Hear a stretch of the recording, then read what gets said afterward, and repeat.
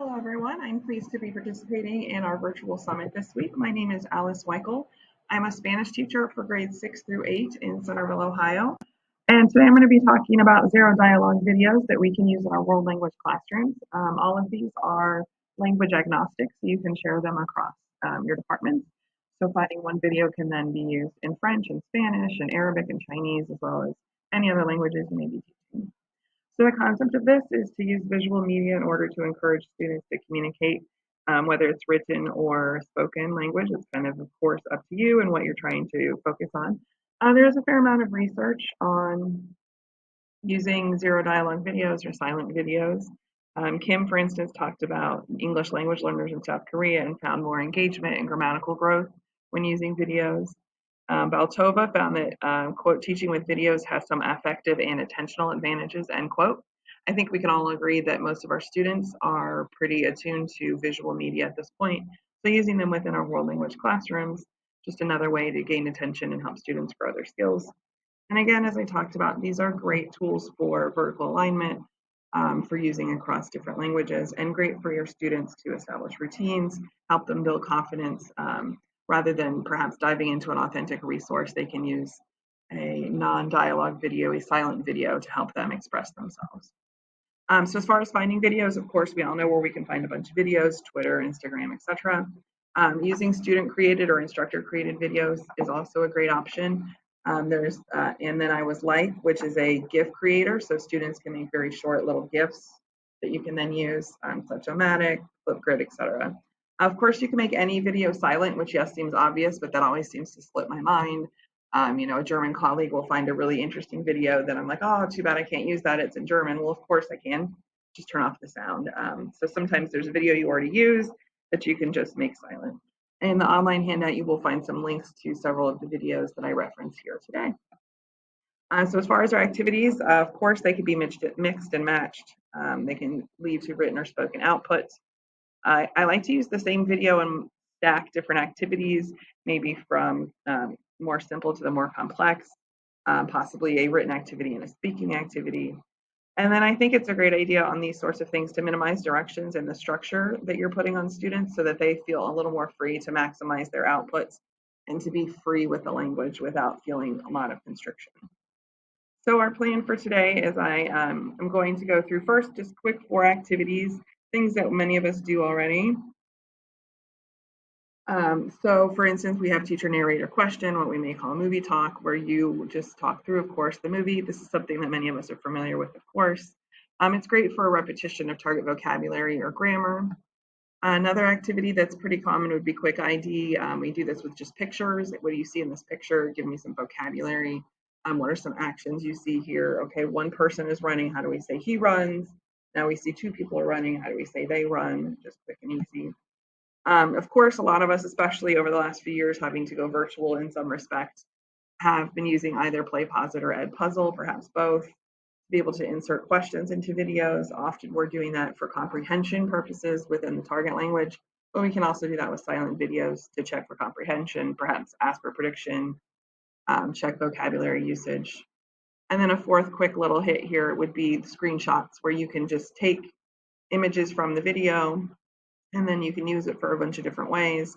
You can perhaps preview the video with those screenshots, have students come up with descriptions, ideas, words that they think could be important for the video you're going to watch. You could have them put them in order after you've watched the video. You could describe them verbally yourself, have students hold up pictures if you've printed out copies for them.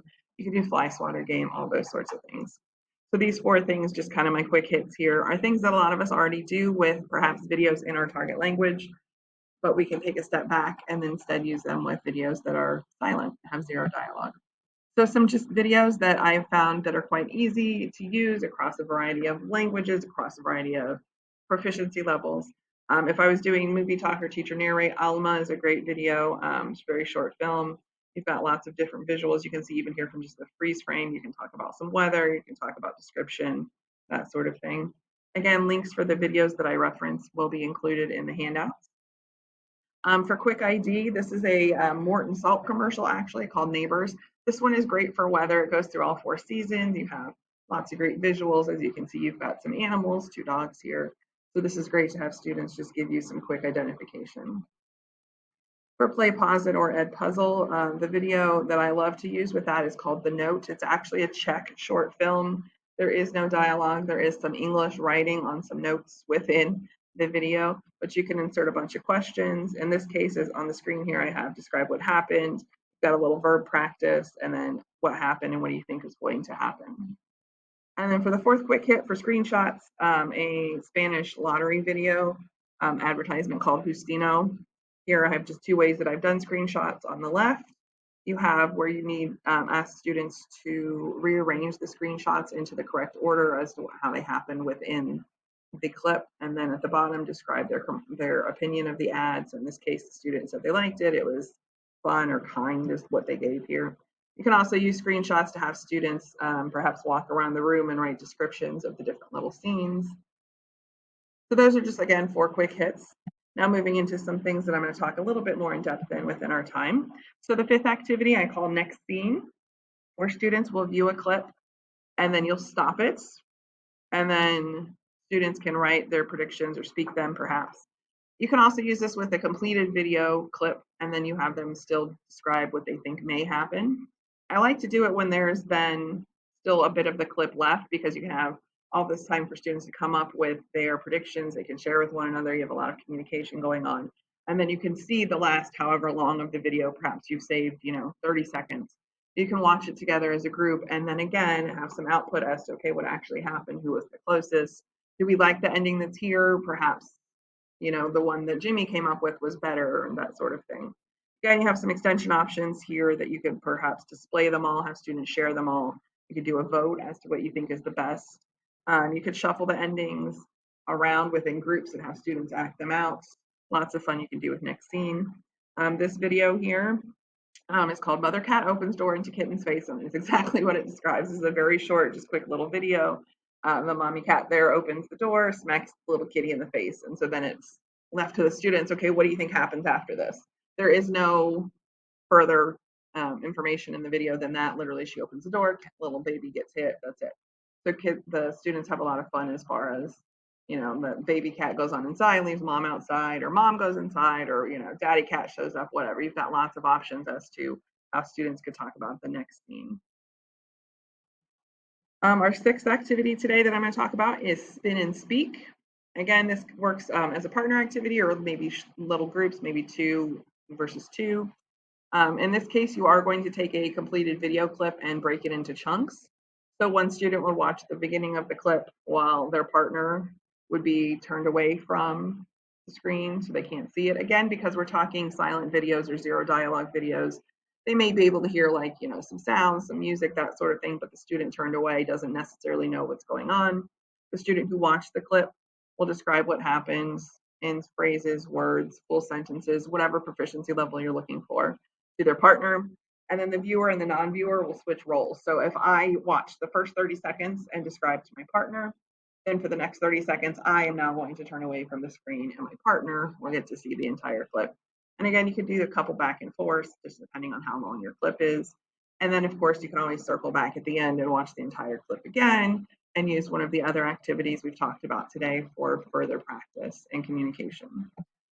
Great video for this is a Mr. Bean video. He's getting up, that's a very good daily routine, vocabulary, brushes his teeth, puts on his clothes, that sort of thing. This clip in particular, this late for the dentist clip, is about, I feel like it's 5 or 6 minutes if I recall correctly. A little long possibly for class, but you could do maybe the first 2 minutes. So if you did partners, each partner would get to see it and speak, describe twice, and then also be the person with their back to the screen for 2 parts of it. And then you could go back and watch the entire thing again. Again, with Spin and Speak, I feel like it really partners well with some of the other activities.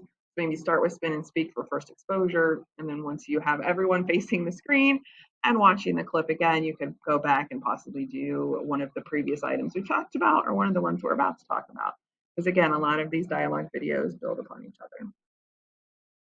Activity 7 is CAP activities. CAP is general learning outputs or output modes, so creative, analytical, and practical.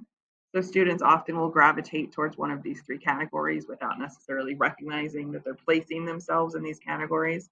So creative would be like more divergent thinking, things like, and then what happens. Analytical is breaking things into parts, describing like motivations, why things occurred. And then practical is like repurposing application of what you viewed. So this builds on the work of Sternberg. It's a student-selected way to share their information. So you're creating student choice. You would give them 3 different activities, one that's creative, one that's more analytical, one that's more practical. You wouldn't necessarily tell them this is the creative activity, this is the practical activity, etc. But you give them the 3 options. So for example, if I was talking about a creative option, I might have them do a storyboard or a cartoon of key events, maybe have them add one at the end that predicts, so you have the and then. If I was talking more analytical, maybe a timeline, concept map of key events.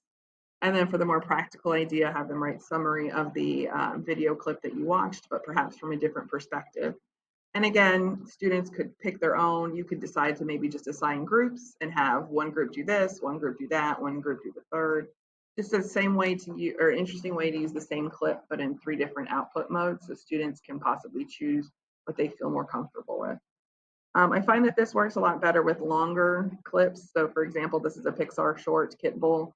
So you have lots of different things that students can pull from. So whether they're creating that storyboard or they're creating the timeline or they're instead coming back to the practical sorts of applications of how this could be extended for another perspective from a different animal in the video in this case. It's helpful to make sure that students have a lot of meat they can work with. So in this case, I find for CAP activities, a longer video clip is often best. Activity 8, I'm going to call student narrate. This is very similar to when the teacher does a movie talk, but in this case, we have students. Either they could do a movie talk or they could actual act as the different characters and do the dialogue.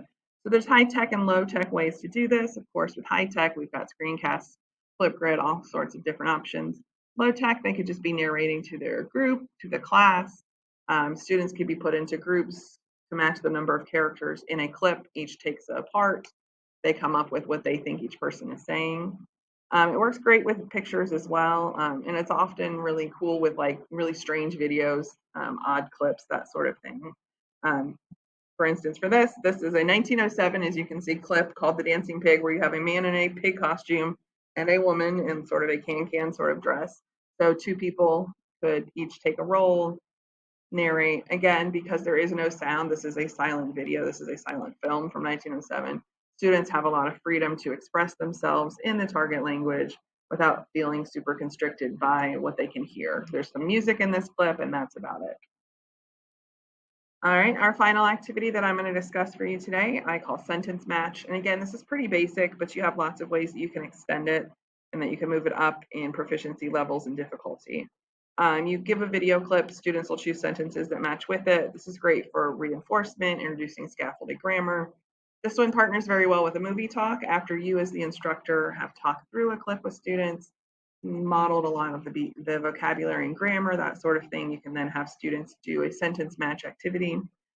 For an extension, I like to include extra sentences, so often sentences that are not appropriate to the video or that are slightly off to the video. Perhaps if it's, a gentleman sitting on a couch, you include that sentence, but you also include there's a gentleman sitting on a chair at a table, that sort of thing. So they're similar, they're seeing the same, a gentleman is sitting twice, right, that grammar, but you're getting then some specifics on vocab. And then students can use those extra sentences to perhaps draw extra scenes, to maybe just draw a little picture to represent them, that sort of thing.